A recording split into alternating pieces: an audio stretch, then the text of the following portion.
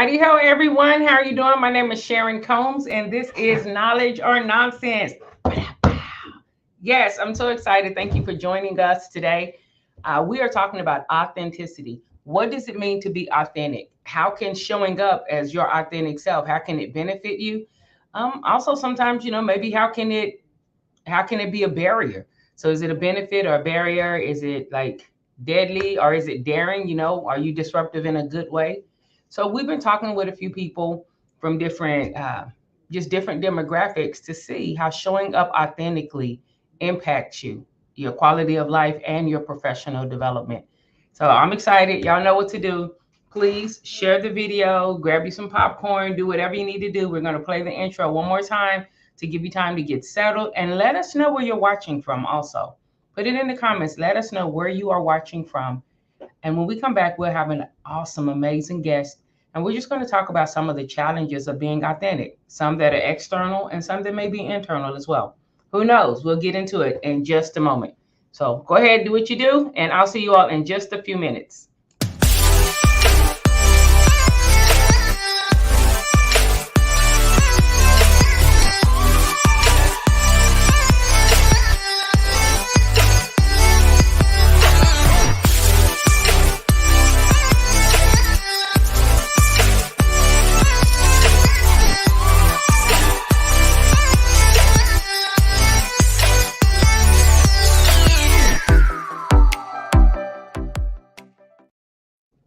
All right, and we're back. Again, my name is Sharon Combs. This is Knowledge and Nonsense, and this is part of our authenticity series. In this particular instance, we will be talking about getting to the next level. What does that look like being authentic there? Our guest today is the esteemed Crystal Westmoreland.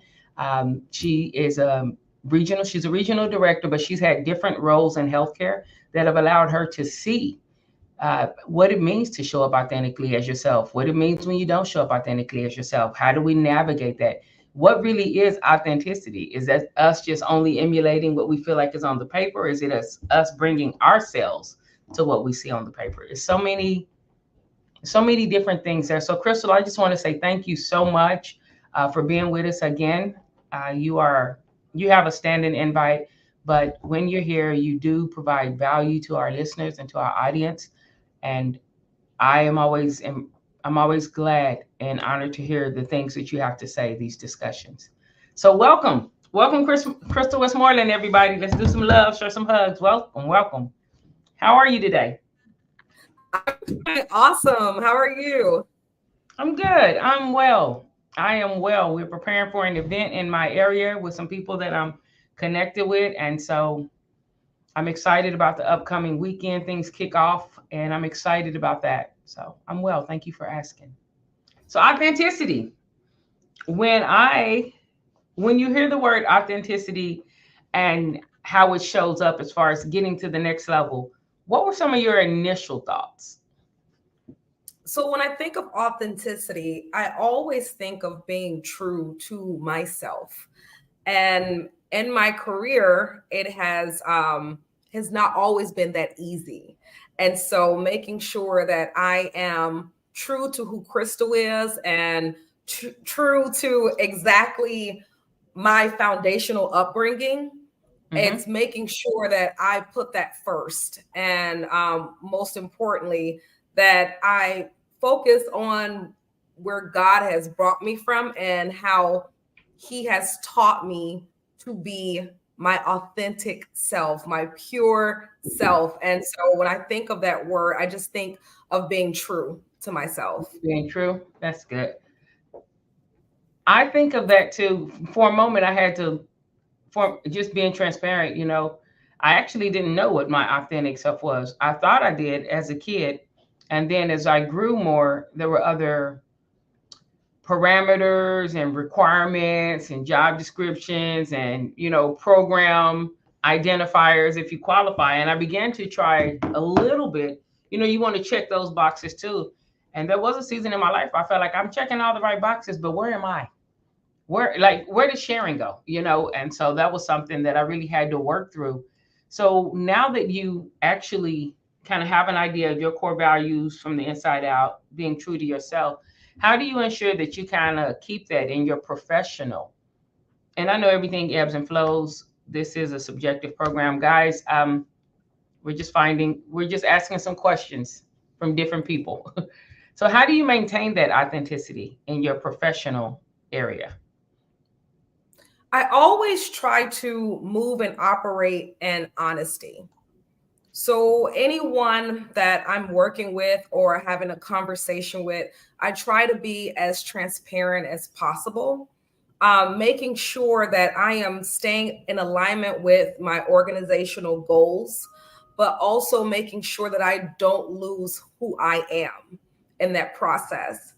And finding that balance can be very difficult, especially in the healthcare industry. Making sure that not only are you strong enough to be your authentic self, to put that first, but making sure that you are staying in alignment with the core values of your organization. And I'll be very honest and transparent here. An individual can tell when someone is not being their true selves a lot of times, when they are being quote unquote phony, And so that's something that I had to really learn and allow myself to build and grow off of the fact that, Crystal, you are an okay person. Your personality is okay, and it is all right to be true to myself and just walk in that honesty with individuals that I have an impact with on a daily basis. Oh, that's good. That's good. I appreciate that.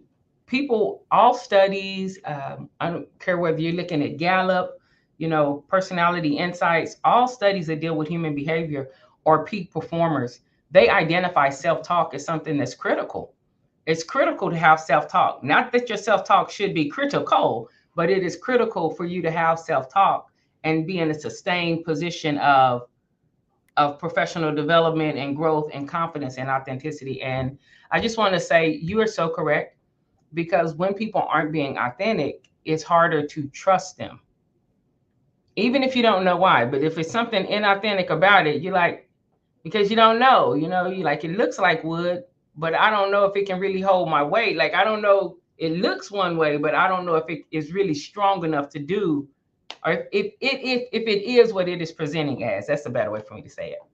So you said like your faith or whatnot. So are there other personal experiences or interests that help you to show up like this in your, like, are there things you do, whether you volunteer or something, and you see the impact of allowing people to be themselves? Do those things help you show up more authentically in your professional spaces? Most definitely. So I volunteer a lot. And it's something that I love to do. I love to give back. It helps to build empathy, making sure that I can be there for individuals, making sure that I can extend that helping hand to others. And especially the fact that where I grew up, it's a huge difference in the healthcare industry compared to where I grew up. And so learning to say, okay, Crystal, young lady from Chicago Public Housing, from the projects, how can you take this young girl and how can you put this into the workforce? And so finding that balance for me was a bit difficult at first, because you have people that say, oh my God, people from the projects, they're ghetto. And I said, well, what's identified as ghetto? I've been made fun of in my career for a very long time because people assume that since I spoke a certain way that I grew up with a silver spoon in my mouth. And I'm like, wow, where's that silver spoon? Yeah, right. I don't see it. That's so crazy.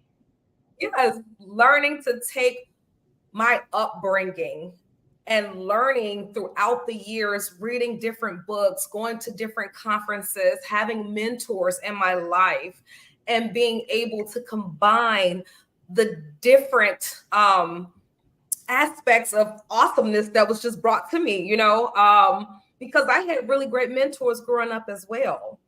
They may not have been the healthcare industry ideal mentor, but they were a mentor to myself and to a lot of my friends growing up. And we were able to take what we learned and build and grow. Because I have a really great amount of friends who kind of grew up the way I did. And we stay in contact with each other, but we also talk about this on a regular basis too. Like, are you surprised we made it this far? Like, yes. Yes. So just taking that and not ignoring it and building on it and allowing myself to grow has helped me in such a tremendous way. That is amazing. For me as well. I remember, so there was a gentleman and his name was Larry. What you said about you having good mentors and they may not always look like what the industry said. They may not be in your industry, but it doesn't mean that they're not influencing and impacting. There was a gentleman I knew in North Carolina doing some of my more formative, but also adult years. So I was past 18, technically an adult, but they were still formative years because I didn't know what I was doing. I quit playing just because I could drive a car, just because I could join the military. It doesn't mean that I was full on an adult that knew what was going on or knew what I wanted clearly. But there was a gentleman named Larry, because of my upbringing and where I came from too. He was just one day, he just said to me, and when he said it, he definitely had his can and his little drink and everything with him. Like Larry wasn't too much of what people would aspire to be, but there were parts of him that I aspired to. And one was his honesty and his insight. And he looked at me one day and he was so serious and he was like, Sharon, if he said, if failure can chase you, so can success. And I was like, what? And I was doing my thing, whatever. And he just looked at me again. We were not even talking about it. So it was random. I don't know what he was looking at because he looked at me and maybe he saw something or got a glimpse and he was like, if failure can follow you, so can success. And I was like, and it hit me like, instead of just laboring, oh, this always happens or this always happens. Like, well, if that can always happen, then the opposite can always happen too. And I'm not saying everything is super perfect. There's no problems, but it lifted a lid off my eyes, like an invisible eyelid of how I was looking at things and seeing things only based on my experience. But that means there's so much stuff that I'm never going to see because my experience hasn't showed me that yet. Does that make sense what I'm saying? So he was so helpful with that. And yeah, he wasn't anything that somebody would consider a mentor, but that thing cut through. It was like Dawn taking grease out of the way. It just cut through and then allowed me the clarity to see that your things can be different. Just make different decisions. Do something different. That's all. Take what you need and what you want, what you feel like is good, but you can make different decisions. And who knows where you may end up. So that was helpful for me there. I love that. I love that. That's amazing. Listen, and Larry went on about his day with his can and his other stuff, and but I was like, thank you, Lord, for speaking through Larry, because that thing changed my life.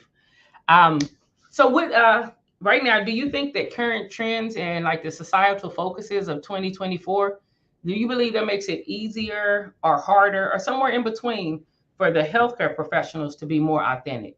Because like I know we can't wear nails and certain things with polish, but because that can contaminate and that could impact patient safety like adversely. It can have a negative effect. But there are so many things where people are doing so much with eyelashes and everything that people are like, everybody does it. Why can't we do this? Even though it's a clear reason. Do you think it makes it harder for a portion of professionals to be authentic? So I'm so happy you asked that question.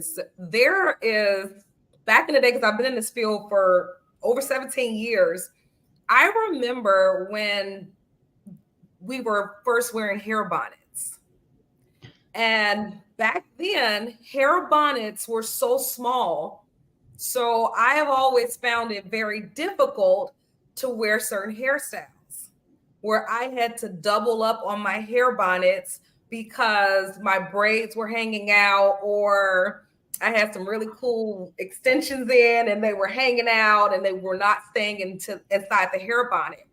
So now when I go into hospitals, I'm seeing so many wonderful individuals, male and female, that are wearing bigger hair bonnets that's covering these beautiful hairstyles and allowing individuals to be their authentic selves. And it is such a beautiful sight. Like, you'll go into the break room or to the lunchroom and they get to pulling these bonnets off. And I'm like, yes, dress. And they're long and they're thick and they're flowy. Or I'm like, yes, braids. Come on. Whole extensions that go all the way down. I'm like, that's what I'm talking about. It's beautiful. And a lot of individuals that are new to the healthcare industry, they don't know what I'm talking about because those hair bonnets were so tiny. And now they make them big enough to cover our hair and cover our hairstyles. And I think that is so important. And it really allows individuals to be their true, authentic selves. So that literally reminded me of that. I love it. No, I love it. I love that story because you work better when you're able to fully be you. You know, you're not having to look over the shoulders or conform to something 2 or 3 things removed. Yeah, you work better. And I am glad that now they are making PPE for all of the individuals who work inside of healthcare and really using that information to make it better. I love it. I want to say, Mahasa. Ooh, I felt good on that though. You know, I did feel good on that. So, okay. So with authenticity, are there any, like, is there anything you would say to individuals who are coming in? Because you said some of the people coming in now, they don't know what you're talking about the small bonnet. And again, when I stepped even into this field, I looked for mentors and people who were successful in the field to see, okay, what are some best practices? What are some things that work? What are some things that are not in my job description, but are in expectation? So I looked at other things and to see what to model and what definitely not to model, you know, like, yes. So for people who are coming into this field now, is there anything you would say to them to help them be authentic or maintain authenticity even as they grow? So I'm so happy you asked that. I got a chance to speak to a few students recently, and that was one of the things that we discussed, we talked about going into the healthcare industry and not losing who you are. So I definitely encourage the students, as well as in places that I volunteer, to have wonderful communication. Don't be afraid to speak up and speak out. Don't be afraid to reach out to a leader if you have a question. You know, one of the most important things I expressed is it's okay to stop, to think before we speak, because we always want to make sure that we are not saying anything that can harm someone, that can offend someone, or cause damage in a way. One of the things that I've learned about my daughter's generation, because she's 21, they are very quick to speak fast without thinking first.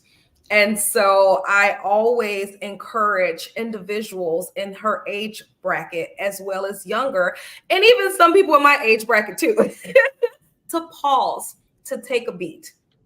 It's okay to have a lot of ideas, but it's most importantly okay to say, let me make sure that I have my thoughts clear before I say them out of my mouth. That is the most important thing. And one of the great things that I've learned from my daughter's generation, they are on fire about a lot of things, whereas in my generation, we were kind of a little silent on the on the brink of being on fire for everything. And so learning from her generation as well as my generation and combining the two and never being afraid to have mentors that are younger, older, or in my same age range. You never know what you can learn from other individuals. And so for me, it gives me that hope and it allows me to teach others and to also be a good listener to other individuals. And I encourage them, as you guys are going into these different jobs, there will be things that you see that you were not taught in school, that you didn't learn, but it's a way that we have to follow up with those conversations. It's okay to put a meeting together with that supervisor, that educator, that manager, and say, hey, I would like to talk to you about something. We can't go barging into rooms a lot of, especially in sterile processing, because we are busy. There is a lot of things going on. Patients are on the table. So it's a way to do things inside of our industry, and not only healthcare, but in also other fields as well. Yeah. Making sure that we're not afraid to speak up, but also not silencing our own voices. So that's one of the things that I definitely encourage them to do. Okay, so this is a little off, but it's into with what we're saying right now. And I put this comment up here about deal breakers as it relates to authenticity. And I'm going to put some background behind it because this question wasn't submitted to you. And if you don't have a thought on it right now, that's fine. It's okay, as you said, to pause and set up a meeting later. That is so good. Deal breakers as it relates to authenticity. There are times that I've worked with people, and I have been this person too, where if it was something that I hadn't seen or I wasn't accustomed to doing, and I would immediately be like, well, that's not me. That's not me. But I'll be like 18 or 21. I don't even know all of who I am at that time. I'll be like, that's not me. And I just push it off. And so now when I'm coaching people and they'll say, well, that doesn't sound like me, when we're talking about like language mastery or something. And I often ask them, I say, well, why? And it throws them off when I say, why? I said, I'm not asking you to remove anything. I'm asking you to add to your toolbox with like language. And so with some of the younger people, and not just in age, sometimes it's in professional development in that state. Some of the entry level component, if there's something that the organization or your upline is doing and you don't agree with because you don't think it's right, but they're not breaking policy, it's not unsafe for anybody, it's more of a preference. How do you help somebody still be authentic, even though it wouldn't have been what they chose? Does that make sense? Okay. Yeah, that definitely makes sense. And I've seen that happen a lot in our healthcare industry, where individuals, they don't want to move forward. And we all know in healthcare, it's always growing, always building, always moving. And you have some individuals that don't want to go with the actual trend and movement with the organization. So for individuals that have reported up to me that had those challenges, I definitely put them into classes to help build not only their leadership skills, but also dealing with difficult challenges that we may not think is and I say challenge, it's a challenge to them, but not the organization. So giving them those tools, giving them those tools to allow them to learn and grow has been very important. It actually works out a lot. And with these classes that I allow them to be a part of, I join the class too, and not just saying, hey, I see that you're not moving and growing. Let's do this class together. Let's build and grow together. Let's read these books together. And also, a lot of times I will take that information as a building mechanism for the entire department, allowing a lot of these challenges, allowing it to build and grow other individuals, because sometimes you do have individuals in the healthcare field that are very quiet. You don't know if they are experiencing the same challenges or if they have the same questions. So being able to take what I've learned, to take what I've seen, and then help build and grow other individuals have worked out really, really well. But also the most important thing is following up. You can't put someone in a classroom and you can't give someone a book without following up with them, without that continual education, without continuing to grow in the industry, in the organization, because something can happen in the blink of an eye and that person is going to feel exactly how they felt before all that education took place.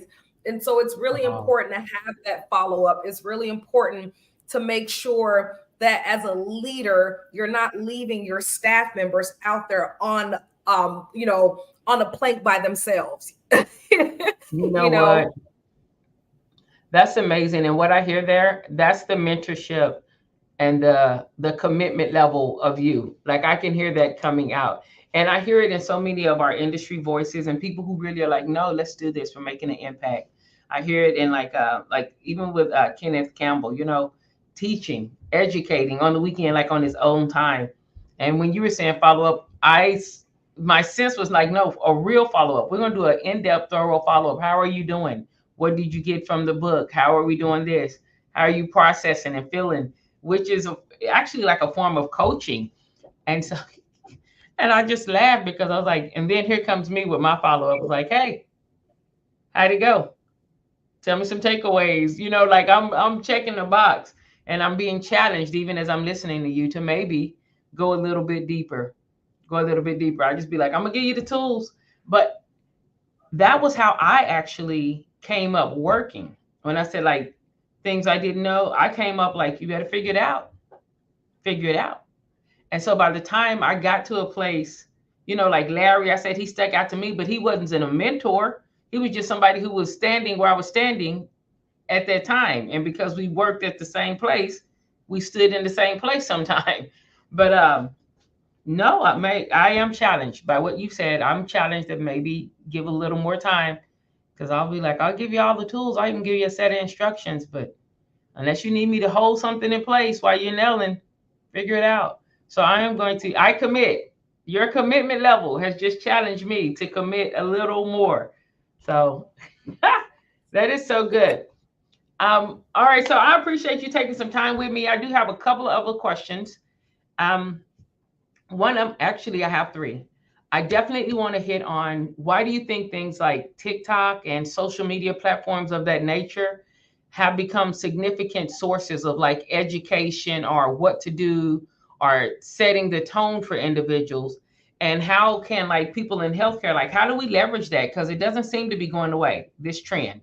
Like I know that there are physical trainers who've been telling people things in person for years, and the people don't even listen. And then there's a 30-second video on TikTok, and then they come back to you. Did you know that if you do this with this, Dr. Sebi, like it's so many things where people are being educated in these 30-second blocks, but the education most of the time isn't even vetted.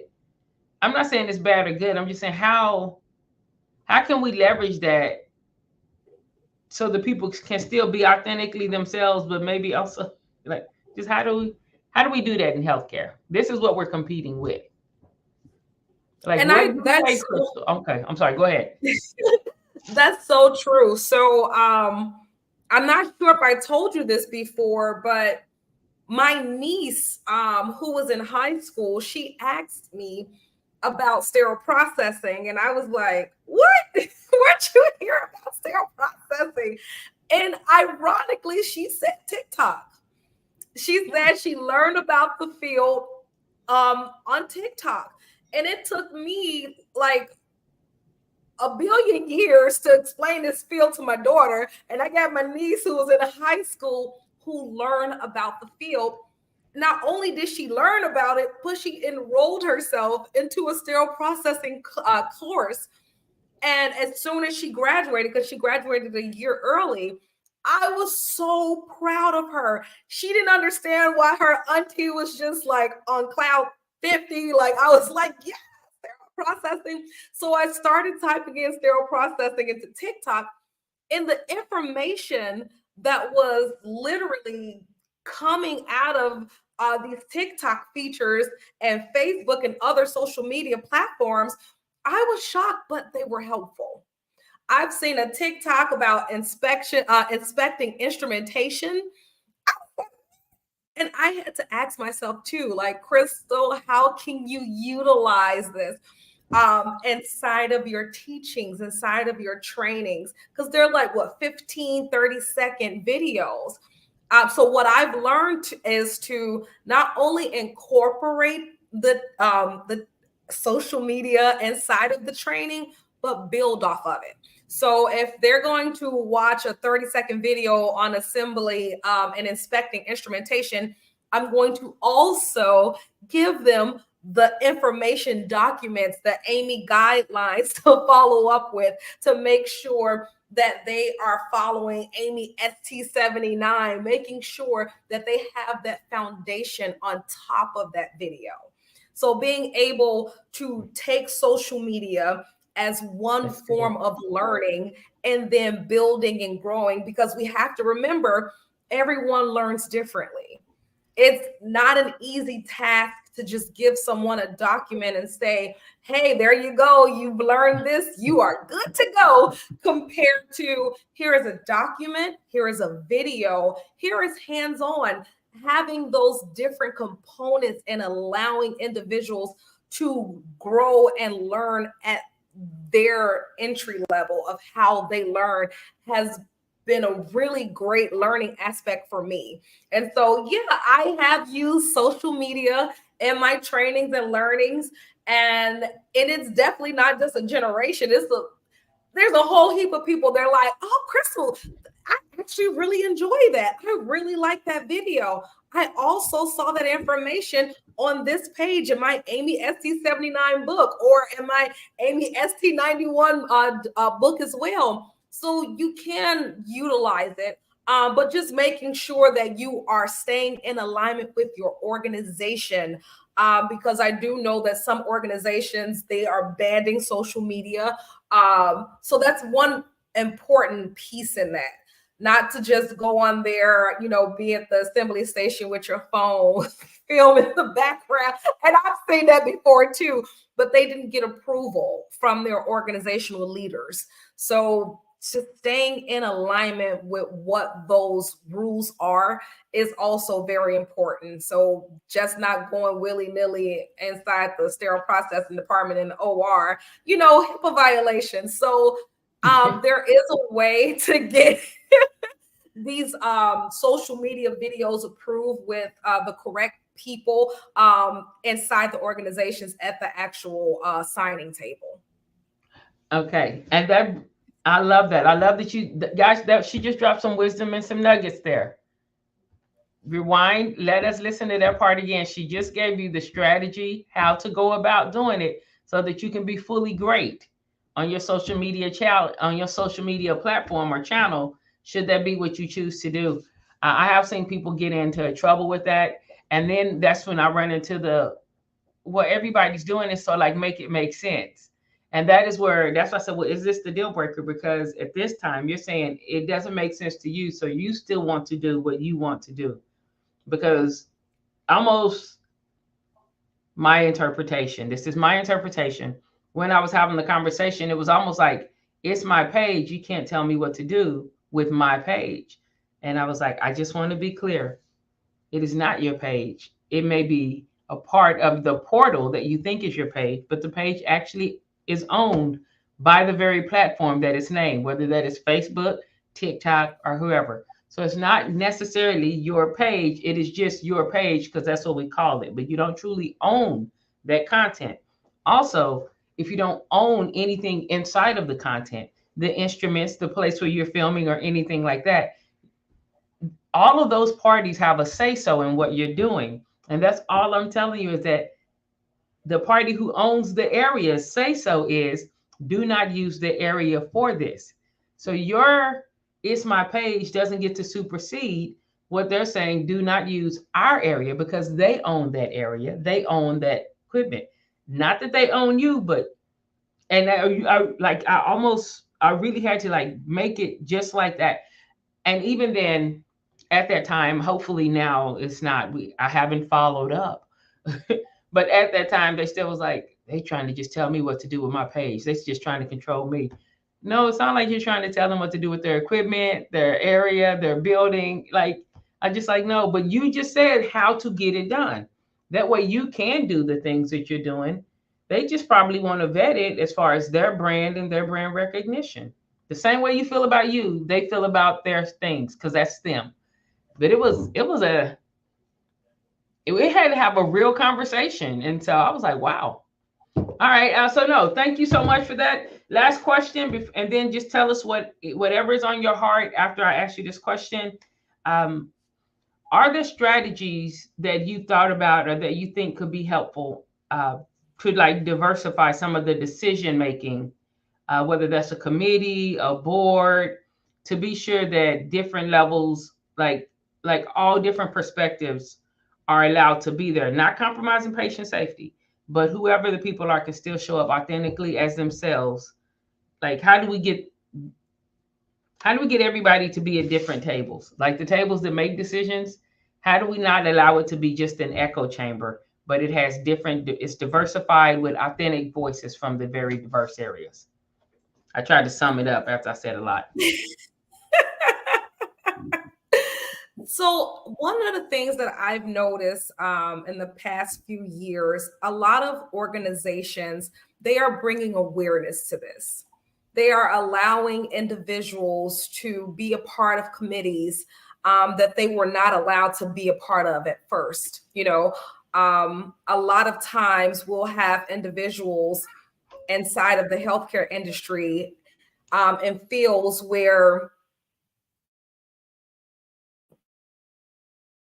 people are like, we don't matter, but you do matter and your voice matter. And so a lot of bringing awareness to this, not only are they providing that education, but they're also encouraging and challenging their leaders to be more upfront with their departments, to allow their staff members to be at these committee meetings, to be a part of these conversations. One of the organizations that I used to work for, we had a sign-up sheet. It didn't just go to one or two departments. It went throughout the entire hospital, the entire organization, and allowed individuals to sign up. Not only sign up, but actively be a part of these conversations. We also did a conference regarding diversity and inclusion and authenticity.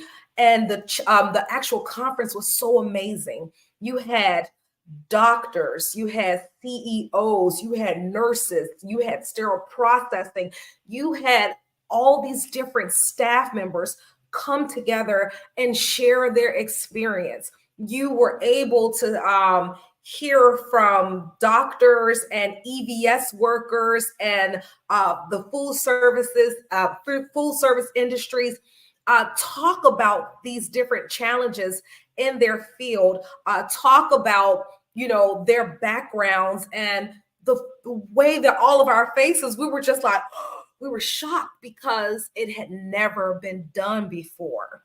And so it not only helped to build empathy, it brought awareness to mental health. It brought awareness to other people's cultures and backgrounds where we always, some people assume and our assumptions are not always what the actual true story is. So I will definitely continue to ask organizations to bring individuals to the table that are not from the C-suite. Our voices all matter. Our voices is what builds patient care and safety. We bring awareness to it through our voices, through our experiences, and allowing other individuals to learn and build from us, learning from that educational, the education background from other individuals, and then also learning from other people's experiences. So and I love it when I am a part of these conversations, because it teaches me a lot as well. It teaches me how to look at certain aspects of our industry from another perspective. So I definitely will just continue to encourage organizations, to broaden those invitations, making sure that they are reaching everyone and setting up a schedule. So meaning if I sent this invitation out to 1,000 people, set an actual, maybe 50 or 100 people can be a part of this session. How long would this session be? Would it be 6 to 8 weeks? Okay, if it's 6 to 8 weeks, then let's move to the next session. Meaning you want to have this, these classes to be exclusive, and not where it's just narrowed down to that one course. Because I'm not going to lie, if 1,000 people sign up for something and you have this one course, they're going to feel discouraged about signing up again. But say, hey, these are the dates that we're going to come together. These are the dates. If you are not able to make this committee, we do have another opening on this date. And so I saw it firsthand work so well. And I love learning from other individuals. And I've heard people love learning from my past too. And so it really helps build it helps build character, and not only certain individuals, but also as an organization as a whole. And you can really change policies this way. You can really bring awareness, especially for a lot of us who've been in the field for so long. And a lot of times we felt that we couldn't be a part of these conversations or a part of these boardroom meetings, but now our voices are heard. Yeah, they are. And more. I love the change in the narrative, the increase in visibility for everybody, not just for one demographic, but I love that people are listening to more. They've opened their ear. The ear has been opened, and in other places where the ear isn't open yet, it's still funneling down. It's on the way. Hold your form, guys. It is on the way. Like, it's coming, because in order for you to have a top tier department or a top tier organization, you do need information from all parts of that organization. Everything, organization is a body, whether we want to say it or not. And everything, it can look real good, but if one ankle isn't working, that ankle isn't working. So the foundation, you won't be able to support as much, whether that's surgical volume or community, something won't be able to be supported as much. And so for optimal organization, you actually do want to be able to hear from different things. Even if you're pulling reports, I know so much is automated now, but even in the automated areas, there's going to be a person, two persons, there's going to be somebody that still has an insight. And so you want to have those conversations. I thank you so much for being with us today. If there's, is there anything you want to share? Guys, connect with Crystal on LinkedIn. It's Crystal with a K, Crystal Westmoreland. Please connect with her. She's a wealth of knowledge, of resource, inside the facility and outside of the facility. She's, I think she's probably an educator plus at her heart, an educator and someone who's just designed to inspire and let people know things are possible. So how do we go about doing it? It's not just like you can do it, but there's also going to be like, okay, how do we go about doing it? And that's a resource. She's a resource there. Is there anything you would like to share before we move on? Is there anything I may have missed about being authentic and why it's so important for us to be authentic, and how to, is there anything that you would like to share before we go?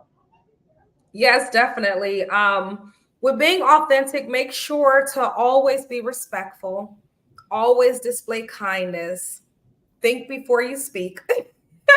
That's so important. Don't take things personal. I always say that building and growing is a ongoing life story. Never stop learning, never stop building. You know, get self-care books, because that's very important too. Mental health is so important. Taking time out for oneself, making sure that we are not in our healthcare industries and we are allowing ourselves to go so far where we are burned, we burn out. We want to make sure that our true selves is who we are in the morning when we wake up, when we spend that time with ourselves, when we walk out that door, that we're bringing our true selves to the table and just displaying the levels of greatness from our own foundations and however that may look. But make sure that no matter what, to get individuals in your corner that know more than you. I always say that you can always learn from other individuals and they can learn from you, or even get individuals in your corner that can help you build and grow as far as just learning who your true self is. Therapy works, like I said at the beginning, it's a very long time to figure out my true authentic self in my healthcare industry. And so seeking a therapist, focusing on my mental health, and still learning and realizing that I am an okay person, and what I bring to the table may not be what someone else brings to the table, but I'm going to make sure that I display kindness and that I literally allow the Lord's light to shine through me, no matter what I do. So I definitely encourage individuals. There are some wonderful books out there to help build and grow characters, to help build and grow leaders, to help build and grow amazing champions. Just don't give up, continue, and don't be so hard on yourself. Right. That's another really thing. Don't be hard on yourself. If you fail, get up, dust yourself off, and try again. Like our prophet Aaliyah said. It's really important. Failure is a way to teach, as a teaching lesson. If I have ever failed in my past, I've learned from it. What can I do different the next time? Making sure that I am being my true authentic self, no matter what's in front of me. That's extremely important. And that's my, I love it. Nuggets I wanted to leave. No, I love it. Thank you so much. Thank you so much. This has been a pleasure. I appreciate you finding the time in your day to spend time. I know that our audience will be blessed by it.